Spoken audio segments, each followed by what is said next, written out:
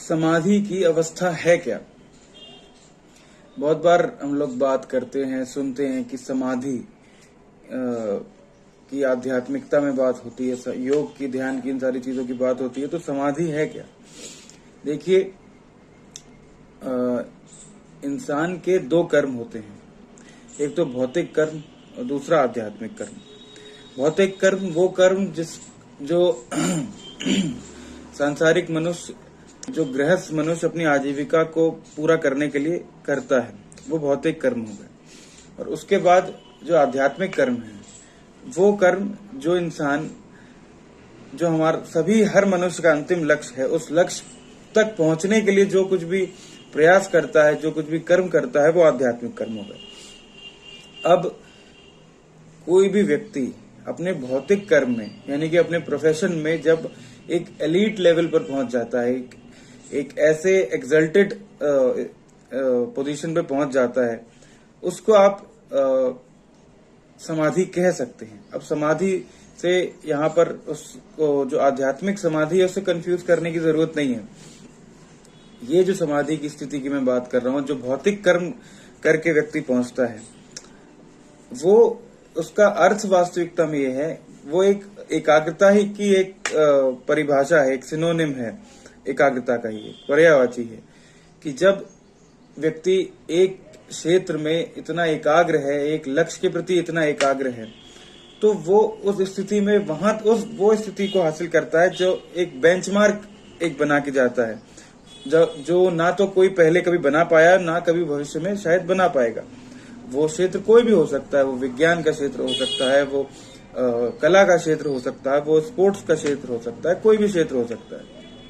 और ऐसे ढेरों उदाहरण हमारे सामने हैं जहां पर लोग जिस क्षेत्र में वो हैं वहां पे उन्होंने इतना एक्स्ट्रा ऑर्डिनरी परफॉर्म किया है कि कोई और उनके आसपास भी नहीं है।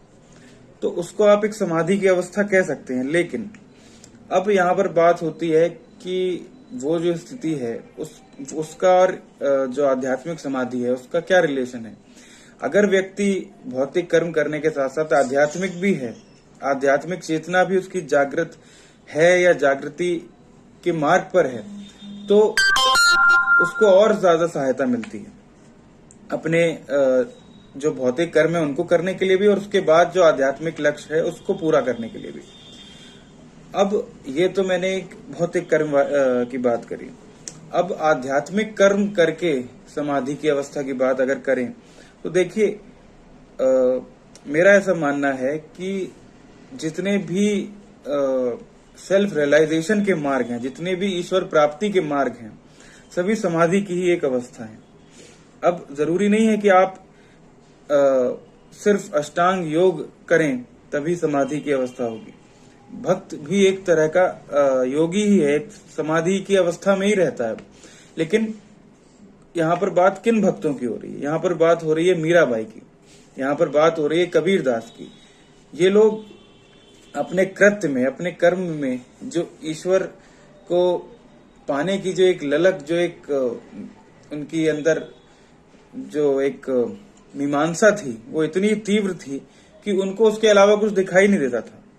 तो मीराबाई वास्तविकता में एक समाधि की अवस्था में ही थी जब वो कृष्ण के लिए भजन गाती थी।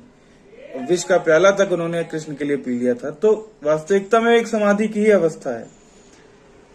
उसी प्रकार से जितने भी भक्त हुए हैं, चाहे चैतन्य महाप्रभु को ले लीजिए, मीराबाई का मैंने उदाहरण दिया आपको, और भी जितने भी भक्ति मार्गी संत हुए हैं, महापुरुष हुए हैं, वो सभी एक तरह की समाधि की अवस्था में ही थे। समाधि देखिए है क्या। समाधि एक सुपर कॉन्शियसनेस जिसको बोलते हैं, वो एक ऐसी स्थिति है आपके दिमाग की, आपके चित्त की, कि जब आपको बहुत ज्यादा प्रयास ना करना पड़े, आपके एक बार सोच लेने भर से आपका जो कनेक्शन है, वो एक जो परम चेतना है उससे जुड़ जाए, तो वो एक तरह की समाधि की अवस्था है। लोगों को, महान योगियों को, महान संतों को ढेरों वर्ष लग जाते हैं। रामकृष्ण परमहंस की जो भाव समाधि है वो भी एक तरह की सुपर कॉन्शियसनेस स्टेट थी। जब वो बैठे बैठे, खड़े हुए, कहीं किसी से बात करते हुए वो भाव समाधि में विभोर हो जाते थे। तो उसका कारण यही था कि वो जनजात उनकी चेतना इतनी पवित्र, इतनी ऊंची थी कि उनको ईश्वर से अपना कनेक्शन स्थापित करने के लिए, एक अपना संबंध स्थापित करने के लिए कोई समय नहीं लगता था। वो जहां जाए, जब चाहे, उनका हर कृत्य, हर कर्म एक तरह की समाधि की अवस्था थी।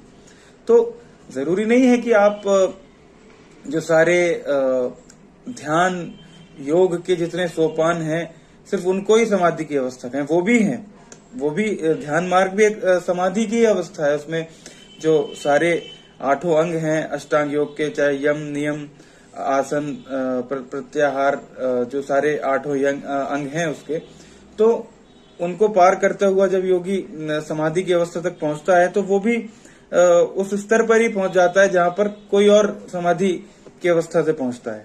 तो उसमें कोई भेद नहीं है, बस मार्ग का भेद है।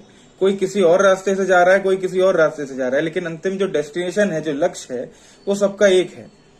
तो ये समाधि की परिभाषा है मेरे हिसाब से।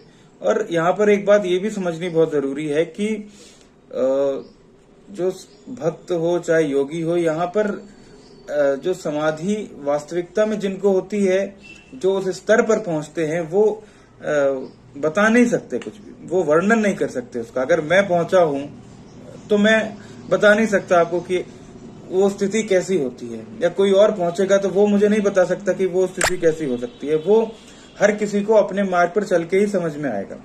तो जो लोग इसके ऊपर बातें करते हैं या इस चीज को एक छिछला बना दिया है, ये एक मेरे हिसाब से एक आडंबर है, जो चाहे भक्ति हो चाहे ध्यान हो, दोनों ही मार्गों पर लोगों ने इसको एक व्यवसाय के रूप में एक आडंबर बना दिया है, जो कि बहुत ही एक इन चीजों का अपमान है, इन सारे मार्गों का, इन पवित्र बातों का अपमान है। तो समाधि की अवस्था ऐसी अवस्था नहीं है कि कोई आपको करवा सकता है या कोई आपको दिला सकता है, या किसी के कहने से, किसी का एक कोई प्रोसेस बताने से आप पहुंच जाएंगे। ये मार्ग आपको खुद अपने लिए मार्ग तय करना है, खुद मार्ग पर चलना है, और उस मार्ग का क्या अनुभव रहा वो भी आपका सबका अलग होगा। तो ये एक छोटा सा वीडियो था मेरा समाधि के ऊपर। आई होप आपको कुछ इन्फॉर्मेशन मिली हो, और कोई भी फीडबैक, कोई भी क्वेरी, कोई भी सजेशन आपका हो तो आप जो ईमेल आईडी मैंने दी है उस पर मुझे मेल कर सकते हैं। तब तक के लिए